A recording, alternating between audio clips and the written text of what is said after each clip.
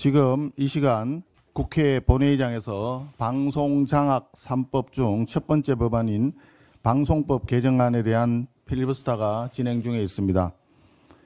혼신의 힘을 다해서 이재명 정권의 언론 장악 업무를 낱낱이 고발한 우리 당의 신동욱 의원님과 이상희 의원님께 수고 많으셨다는 위로의 말씀을 전합니다.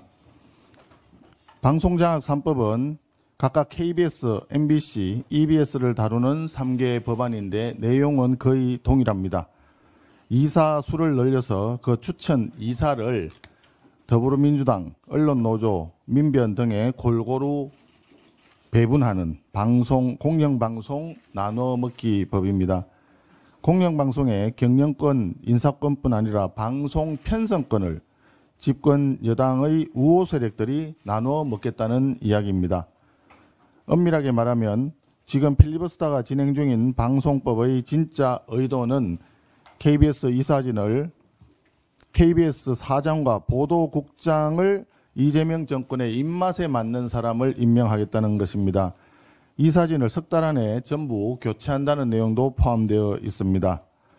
KBS뿐 아니라 MBC와 EBS까지 모든 공영방송을 이런 방식으로 장악하겠다는 의도입니다.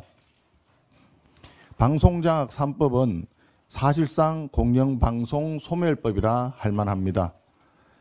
공영방송을 없애고 민주당 정권의 기관 방송을 만들겠다는 의도로 읽힙니다. 더 나아가서 공영방송을 좌파 시민단체와 민노총 일자리 창출 수단으로 전락시키는 것이 아닌가 의구심을 가진 국민들도 계십니다. 정청래 대표는 추석 전까지 언론, 검찰, 사법 장악 속도전을 마무리 짓겠다고 공언했습니다. 방송장악 3법은 이재명 정권의 독재를 알리는 서곡이라 볼 것입니다. 조만간 같은 방식으로 지금은 빠져있지만 종편방송을 장악할 것이고 같은 방식으로 검찰을 해체해서 수사기관을 장악할 것이고 동일한 방법으로 대법원까지 장악할 것입니다. 방송장악 3법은 헌법상 언론의 자유를 명백히 침해하고 있습니다. 더불어민주당이 끝내 여야 합의를 무시하고 법안을 강행 처리한다면 국민의힘은 위헌법률 심판 청구 등 모든 법적 가용수단을 동원해서 저지투쟁에 나서겠습니다. 이재명 대통령은 대선 과정에서 코스피 5천을 외치며 자본시장 활성화를 공약했습니다. 대선 이후 정시가 잠시나마 상승세를 보였던 것도 이러한 시장의 기대감 때문이었을 것입니다. 그런데 이재명 정권이 발표한 첫 번째 세법 개정안, 양도소득세 과세 대상 확대, 증권거래세 인상, 법인세 인상, 이른바 3종의 증세 패키지로 주식시장에 찬물을 끼얹어 버렸습니다.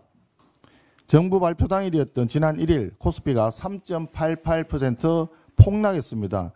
시가총액 증발액이 무려 116조 원에 달합니다. 정부가 12조 원 규모의 추경으로 어렵게 만들어낸 소비 쿠폰 효과가 사실상 116조 원의 시가총액 증발로 인한 소비력 8조 원 증발로 모두 사라지게 되었습니다. 뿐만 아니라 세제 개편과 30조 원 추경 정책은 서로 상충되는 정책입니다.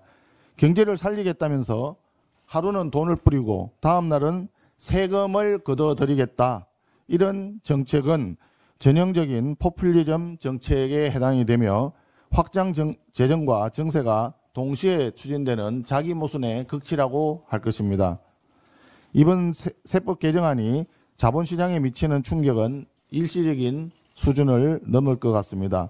양도세 과세 대상이 확대되면 매년 말 절세 목적의 매물이 쏟아지면서 정시는 구조적 불안에 고차가 될 것입니다. 투자 심리가 위축되면 기업 가치와 국민 재산에도 치명적인 손실이 초래될 것입니다. 세제 개편안에 반대하는 국회 국민동의청원에 이미 12만 명이 넘는 국민이 참여했습니다. 국민적인 우려가 크다는 방증입니다. 이런 엄중한 상황에서 이재명 정부와 더불어민주당은 책임 있는 수습은커녕 내부적으로 극심한 혼선을 드러내고 있습니다. 김병기 원내대표는 대주주 기준 상향 검토를 언급했지만 같은 당의 정책위 의장은 주식시장이 무너질 일이 없다라면서 정면으로 반박을 했습니다. 대통령실은 국회 현안이라면서 책임을 회피하고 있습니다. 정청래 신임 대표는 당내 함구령을 내리고 정부의 주무부처는 침묵하고 있습니다.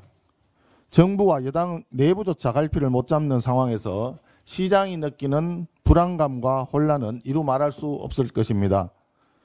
주가를 올리겠다고 호언장담했던 정부가 주가를 떨어뜨리는 전대미문의 역주행 정책을 펼치고 있는데 과연 우회전 깜빡이를 켜고 좌회전하는 이런 상황에서 어떻게 시장이 정부를 신뢰할 수 있겠습니까?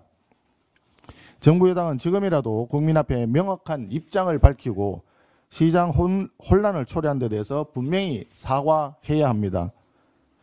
기업에게는 예측 가능한 제도와 환경을 제공하고 국민에게는 신뢰할 수 있는 자본시장 정책을 제시해야 합니다. 지금 정청래 당대표가 우리 국민의힘을 향해서 지난 일에 대한 사과가 있기 전에는 악수도 하지 않겠다고 얘기했는데 오히려 국민들은 더불어민주당에 대해서 이렇게 얘기하고 있습니다. 시장에 혼선을 초래하고 국민의 신뢰를 떨어뜨린 세제 개편안 나쁜 정책 사과하지 않는 한 국민들은 정청래 위원장과 악수하지 않을 것이다. 국민들은 그렇게 말씀하고 계십니다.